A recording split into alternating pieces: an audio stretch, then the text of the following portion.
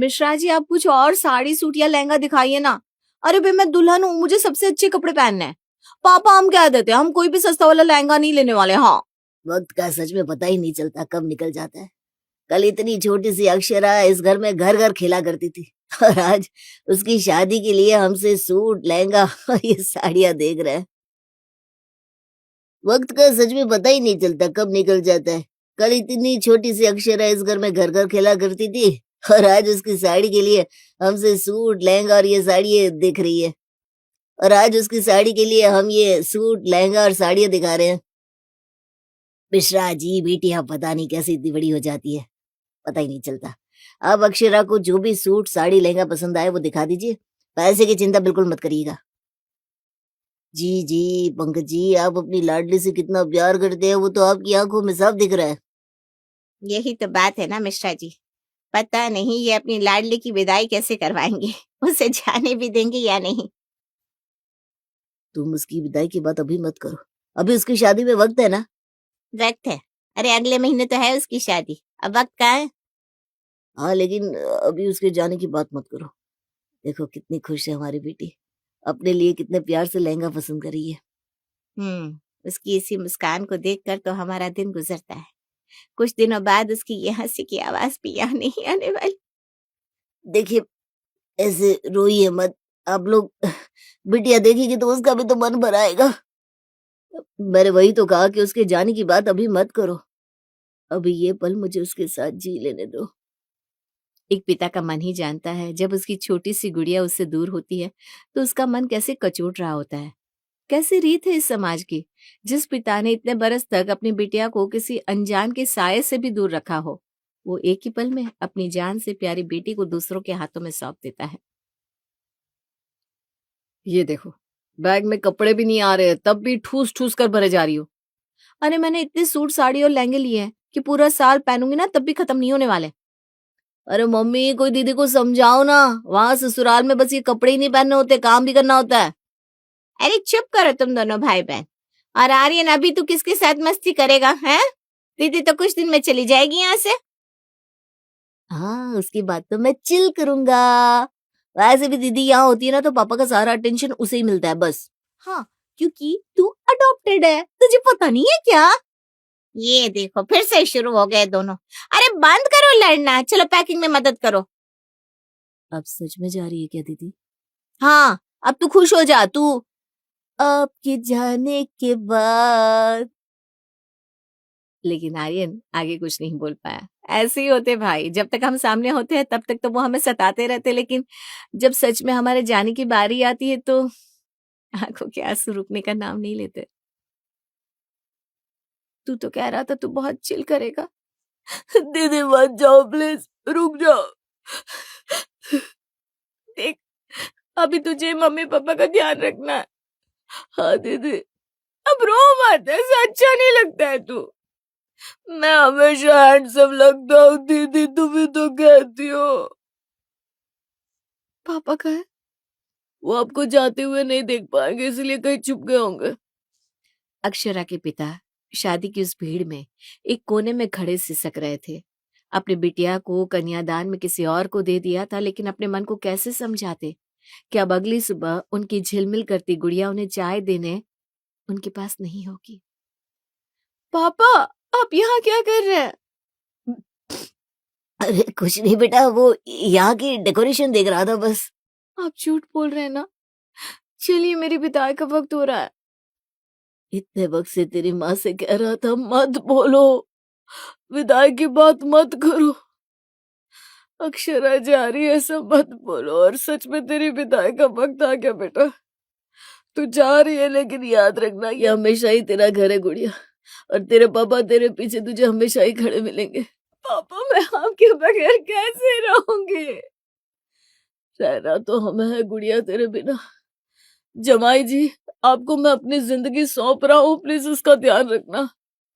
जी, आप बिल्कुल भी चिंता मत कीजिए, अब अक्षरा मेरी जिम्मेदारी है।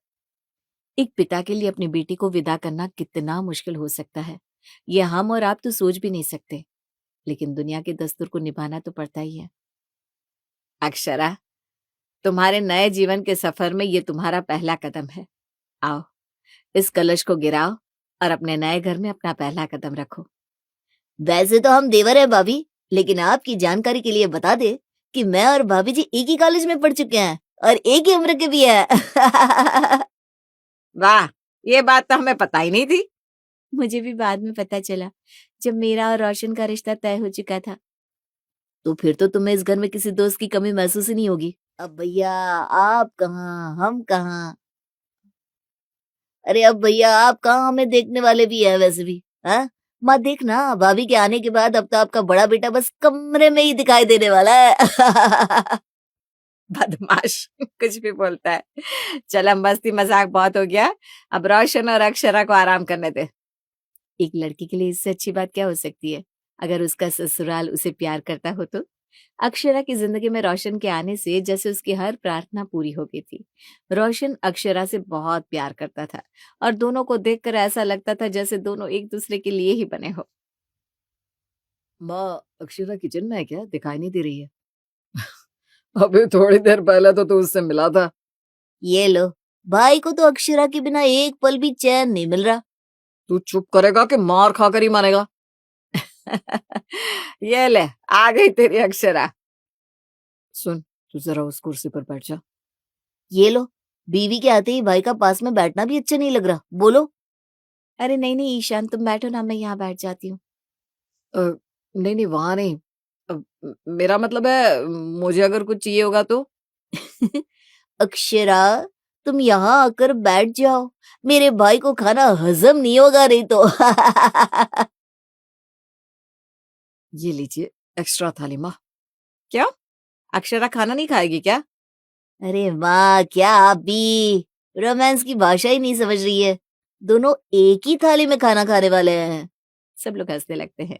प्यार और खुशी से अक्षरा का प्यारा सा संसार किसी सपने से कम नहीं था, लेकिन एक तूफान ने इस संसार को बिखेर कर रख दिया। आज की शाम कुछ ऐसा संदेश अपने साथ लाई जिसे सुनने के बाद अक्षरा के पैर के नीचे की जमीन ही छीन गई। मुझे ले लेता भगवान, मेरे जवान बेटे को लेने की क्या जरूरत थी तुझे? मुझे तो यकीन ही नहीं हो रहा कि सुबह रोशन मेरे पाँव छूकर आशीर्वाद लेकर गया और शाम को उसके ये सब कैसे हो गया? किसी को कुछ पता है? हमें तो जैसे ही भाई साहब ने बताया हम तुरंत ही चले आए। भैया ने रॉन्ग साइड में कार ले ली थी, बस उसी में एक ट्रक से उनकी टक्कर हो गई। अक्षरा, बेटा तू यहाँ से गुमसुम क्यों खड़ी है? बेटा कुछ तो बोल। अक्षरा बहू को बहुत बड़ा सदमा लगा है। जब से रोशन की लाश घर में आई है, बस यूं ही पुतले की तरह खड़ी हो गई है। 8 महीने के हसीन पल जो उसने रोशन के साथ बिताए थे, ये सब अक्षरा के सामने घूम रहा था। उसे विश्वास ही नहीं हो रहा था कि उसके साथ आखिर ये सब क्या हो रहा है। उसकी मांग का सिंदूर हटा दिया गया, हाथ की चूड़ियां तोड़ दी गई और अब रंगों से भरी उसकी साड़ी हटाकर सफेद लिबास में उसे बिठा दिया गया।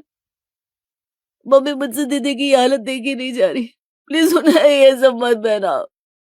कोयल सी चहकती मेरी बच्ची आज यूं उदास सी निश्चित सी बैठी है, जैसे उसमें जान ही नहीं।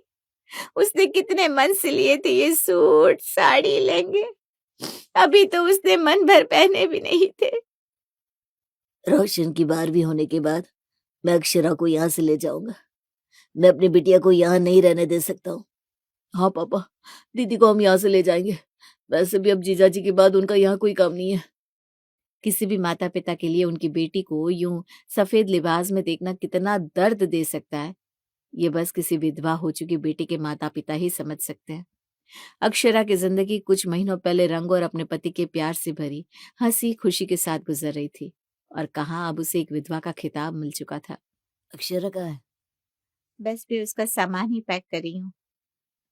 अक्षरा जितनी जल्दी इस माहौल से निकल जाए उतना ही उसके लिए अच्छा है। यहाँ रहकर वो बस डिप्रेशन में ही जा सकती है। अक्षरा, चल बेटा। मैं एक बार माँ जी और पापा जी से मिल लेती हूँ। ठीक है। अक्षरा जैसे ही कमरे से बाहर जा रही होती है, उसे चक्कर आ जाता है और वो वहीं बेहोश हो जाती है। उसके माता पिता के साथ घर के बाकी सब लोग भी घबरा जाते हैं और ईशान जल्दी से डॉक्टर को फोन करता है। क्या हुआ डॉक्टर, अक्षरा को? घबराने की बात नहीं है, ये माँ बनने वाली हैं इसलिए बेहोश हो गई थी। क्या? अक्षरा प्रेग्नेंट है? जी, उनका दूसरा महीना चल रहा है। मेरे रोशन की आखिरी निशानी, मेरा रोशन वापस आ रहा है, सुना आपने? जी, मेरा रोशन वापस आ रहा है। अब मैं अक्षरा को कहीं नहीं जाने दूंगी, कभी भी नहीं, वो मेरे पास ही रहेगी। बहन जी, लेकिन अक्षरा यहाँ कैसे रह सकती है? उसे हम अपने साथ ले जा रहे हैं। नहीं नहीं नहीं, मैं एक बार अपने बेटे को खो चुकी हूँ, अब दूसरी बार उसे नहीं खो सकती हूँ। मैं अक्षरा को कहीं नहीं जाने दूंगी। उस पर अब हमारा कोई हक नहीं भावना, तुम बात को समझो। मैंने कहा ना, मैं अक्षरा को कहीं नहीं जाने दूंगी। अक्षरा, तू यही रहेगी ना बेटा, मेरे पास है? बताना बेटा। माँ जी, मैं वो, अगर अक्षरा मेरे रोशन को लेकर यहाँ से गई तो मैं मैं अपने आप को कुछ कर दूंगी। माँ शांत हो जाइए, आप ये क्या कर रही हैं? माँ जी, आप प्लीज शांत हो जाइए, मैं कहीं नहीं जा रही हूँ, आप प्लीज खुद को कुछ मत करिए। मैं इन्हें नींद का इंजेक्शन दे देता हूँ, इनसे इन्हें आराम आ जाएगा। अक्षरा की माँ बनने की खबर सुनकर भावना की ममता फिर से जाग उठी। उसे लगा कि उसका बेटा फिर से उसके पास आ रहा है, लेकिन अक्षरा के माता पिता को ये मंजूर नहीं था कि उनकी बेटी इस घर में रोशन की विधवा बनकर रहे। मेरी बेटी इस घर में रहेगी तो वो रोशन की विधवा कहलाएगी। उसके बच्चे को ना तो पिता का प्यार मिलेगा और ना ही माँ की मुस्कान। अक्षरा को पूरी जिंदगी इसी सफेद लिबास में लिपटे रहना पड़ेगा। नहीं नहीं नहीं, मैं अपने हाथों से अपनी बेटी की जिंदगी को नरक नहीं बना सकता। पापा सही कह रहे हैं, दीदी के चेहरे की मुस्कान छीन गई है। वो इस घर में नहीं रह सकती, हम उन्हें अपने साथ ले जा रहे हैं। और बच्ची का क्या करना है वो हम अपने घर जाकर सोच लेंगे। क्या मतलब कि बच्चे का क्या करना है? वो मेरे भाई का बच्चा है, उसे इस दुनिया में आना ही होगा। तुम्हारे भाई इस दुनिया से जा चुके हैं और मेरी बहन अभी जिंदा है, उसे अपनी जिंदगी में आगे बढ़ना है। वो पूरी जिंदगी तो तुम्हारे भाई की यादों के साथ नहीं रह सकती ना। उस बात को तो मैं भी समझता हूँ, लेकिन मैं आप लोगों को अपने भाई की आखिरी निशानी के साथ कुछ भी नहीं करने दूंगा। तुम मुझे धमकी दे रहे हो? यही समझ लो। बस करो तुम दोनों, ये कोई वक्त है क्या इन सब बातों का? दीदी, आप हमारे साथ चल रही हैं, बस चलिए। आर्यन, मैं अभी नहीं जा सकती हूँ, माँ जी की तबीयत ठीक नहीं है। दीदी, हालत आपकी भी ठीक नहीं है। इतने दिनों से आपने ठीक से कुछ खाया भी नहीं है और अब इस घर में आपका है ही कौन? अक्षरा, अगर तुम चली गई तो माँ जी नहीं पाएगी, प्लीज रुक जाओ। ईशान बेटा, हम अक्षरा को यहाँ नहीं रुकने दे सकते। तुम उसकी हालत देख रहे हो, और अब किस हक से वो यहाँ रुक सकती है? उसका पति जा चुका है, और अगर वो यहाँ रुकी तो लोग उसे रोशन की विधवा कहेंगे, और हम ये लांछन अपनी बेटी पर नहीं लगने दे सकते। बहन जी, मैं ये सब समझता हूँ, लेकिन अगर वो यहाँ से चली गई तो भावना खुद को कुछ कर देगी। मैं कुछ दिन यहीं रहूंगी पापा। अक्षरा, लेकिन पापा, रोशन माँ जी से बहुत प्यार करते थे। अगर मेरे जाने के बाद उन्हें कुछ हो गया तो मैं खुद को कभी माफ नहीं कर पाऊंगी। मैं वादा करती हूँ, मैं कुछ दिन में वापस आ जाऊंगी। रोशन तो नहीं रहा था, लेकिन उससे किया हुआ वादा अक्षरा आज भी निभा रही थी। अक्षरा ने कुछ दिन यहीं अपने मायके में ही रहने का फैसला किया, जब तक कि भावना की तबीयत ठीक नहीं हो जाती। माँ जी उठिए, आप ये सूप पी लीजिए। तू कहीं नहीं जाएगी ना मुझे छोड़कर? नहीं माँ जी, मैं आपको छोड़कर कहीं नहीं जा रही हूँ, आप आराम से सूप पी लीजिए। देखना, मेरा रोशन मेरे पास वापस आ जाएगा, और फिर से एक बार मैं उसके साथ खेलूंगी, उसे खिलाऊंगी, उसे कहानियां सुनाऊंगी, और फिर मैं उसे खुद से कहीं दूर जाने नहीं दूंगी। भावना की बातें सुनकर अक्षरा का मन भर आया था, लेकिन वो भावना के सामने रो भी नहीं सकती थी। उसने भावना को सूप पिलाया और बाहर आ गई, और बाहर आकर उसी झूले पर आकर रोने लगी जहां रोशन और वो कभी साथ में झूला करते थे। जानता हूँ तुम्हारे लिए ये सब कितना मुश्किल हो रहा होगा। जिस बच्चे के लिए रोशन और मैंने दोनों ने सपने देखे थे, आज वो मेरे पास है, लेकिन मेरी खुशी को बांटने के लिए रोशन मेरे पास नहीं है। मैं तुम्हारा दुख कम तो नहीं कर सकता हूँ, लेकिन एक दोस्त बनकर दुख बांट जरूर सकता हूँ। और इस दुख में तुम्हें यह नहीं भूलना कि भैया की आखिरी निशानी तुम्हारे अंदर अभी भी है। इसलिए ये लो तुम्हारी विटामिन की गोली, आज तुम लेना भूल गई थी ना। तुम्हें कैसे याद है? मैंने डॉक्टर से तुम्हारी दवाइयों और खाने पीने का सारा टाइम टेबल ले लिया था। Thank you. और कल तुम्हारा चेकअप भी है, कल तैयार रहना, मैं तुम्हें ले चलूंगा। ईशान एक दोस्त बनकर अक्षरा के साथ उसके दुख में शामिल था, लेकिन दूर खड़े अक्षरा के सास ससुर के मन में अब कोई और ही बात चल रही थी। वो इस दोस्ती को एक नाम देना चाहते थे और वो नाम था पति पत्नी का। माँ पापा, आप लोग ये क्या बात कर रहे हैं? मैं और अक्षरा कैसे? नहीं नहीं, ये नहीं हो सकता। क्यों नहीं हो सकता? रोशन के बच्चे को अगर किसी और ने अपना लिया तो हम उससे कभी मिल भी नहीं पाएंगे। और तू अक्षरा से शादी कर लेता है तो अक्षरा और हमारे रोशन का बच्चा इसी घर में हमारे साथ रहेगा। ईशान, जरा सोच, अक्षरा की सफेद पड़ी जिंदगी में तू फिर से रंग ला सकता है।